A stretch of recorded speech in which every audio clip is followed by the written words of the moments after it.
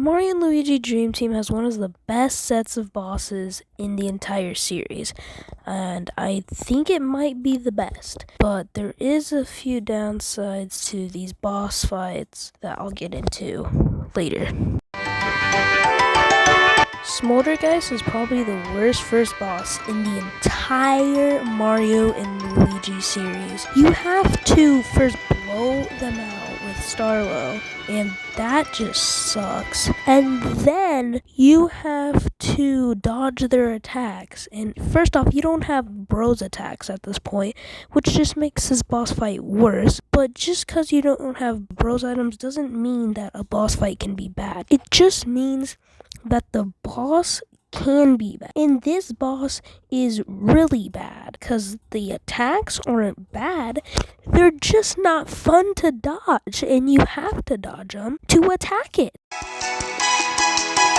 Grobot is placed lower than Dreamy Mario because you actually can defeat Dreamy Mario in different ways, and we'll talk about that in a little bit. But Grobot is a great theme for what you've just been going through, but it just getting angry for no reason, basically, like a pillar thing falls on it and it just gets angry after that, like it just doesn't make sense. Attacks honestly just aren't good.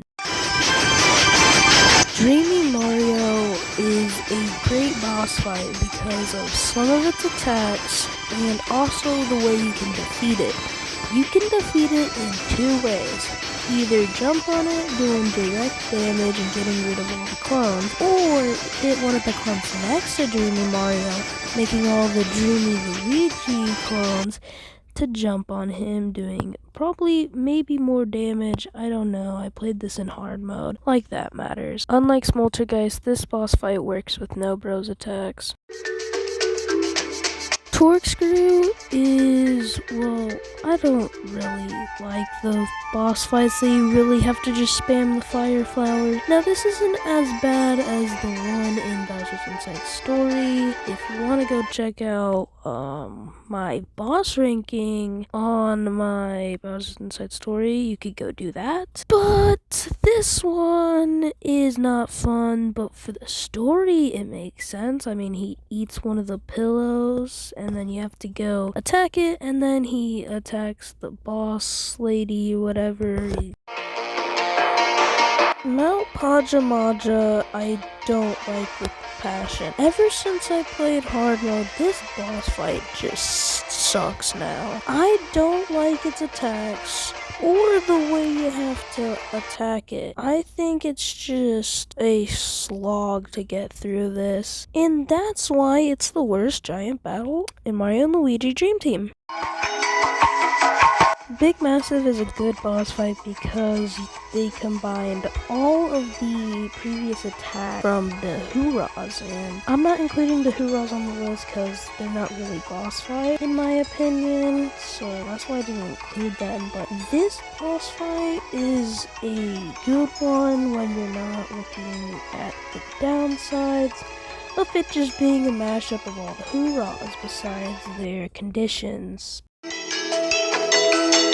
Bowser and Phantasma is a good boss fight because it has good attacks and you actually have a Bros attack now. And the good attacks are way better than Big Massive, and that's why it's been put above it. Also has a relation to the story with them now teaming up to get the Dreamstone. Robo Drill Digger is not a good giant battle. It has some good attacks, but it's just like what I thought about Bowser's Castle and Bowser's Inside Story. It's basically just a big tutorial. You can instantly heal up after automatically getting hit, which isn't a good thing if you can just instantly heal up just with saying that you need more practice. Mamushka has a great gimmick when he brings out the monoliths from when you are climbing up the mountain, and you have to destroy them so he doesn't get a helmet. And if he does get a helmet, you're gonna have to break that helmet or just wait for it to fall off. And that's a good thing because it's covering up its critical hit point, and that's why I think this is a better boss fight than the past. This is basically just like that one boss fight from Bowser's Inside Story, and this is literally the same thing. You gotta hit it back, and then it goes in the water, but this time you hit it out of the water after counterattacking it, and it's not really good for that reason. Its attacks are, I guess, fine. I don't really like the gimmick where it gets armor and you have to waste a turn just destroying it. I don't like that. The Elite Trio have the two things that make a boss fun: good attacks and a good gimmick. The gimmick being that you can't kill them all at once. Well, you have to kill them all at once. Can't kill them one by one. Which makes it so that you actually have to strategize, and that's something good about boss fights. Their attacks are good. I like the bullet bill one because they can, if you dodge it good, you can actually end up making the Elite Trio get hurt instead of you, and that's why the boss fight is good.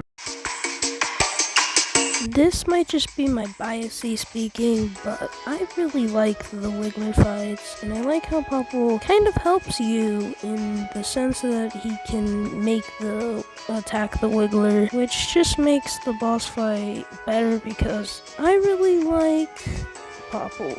I don't get why people dislike him, but yeah, that's really all I have to say. It has some good attacks, and then Popple comes out, and he really just has like the same attacks from Superstar Saga.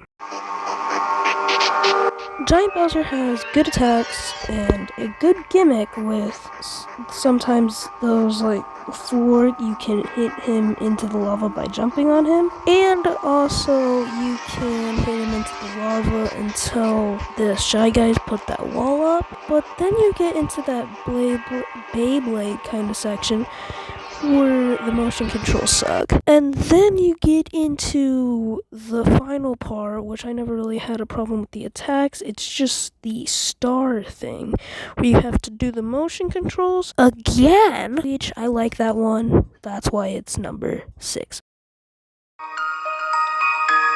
The Pill Algium, or however you pronounce it, is a good endgame boss fight, basically, because it has good attacks and it has some good solid health, as long as you're playing on hard mode. That's the only downside to this. Hard mode makes this boss fight a whole lot better. Just play it on hard mode.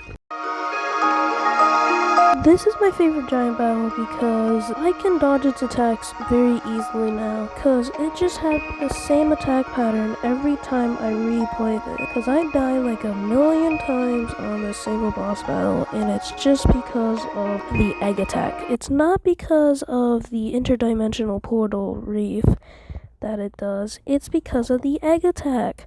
I can't consistently dodge that one, but that's just my fault, and this is a good boss all around in my opinion. The Kamek fight is a good fight because you can be overleveled for this boss fight, but if you're in hard mode, they have way more defense. And I like their attacks, especially the Thwomp attack, because it's like really good, and I just like it in my opinion. And that's just what I think about the Kamek fights. Let me just get this straight. This is the worst final boss in the entire Mario & Luigi series. Has some good attack, but it just does not hold up to some other final bosses, which is why this is number 2 compared to number 1. Phantasma. This has the best music in the game, even better than the final boss music.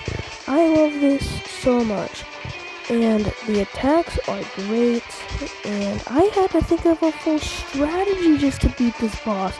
I had to get the ones where you can't get KO'd for 3 turns just to dodge that chain ball attack. And you think that might be bad, but no! I loved it! This boss is great!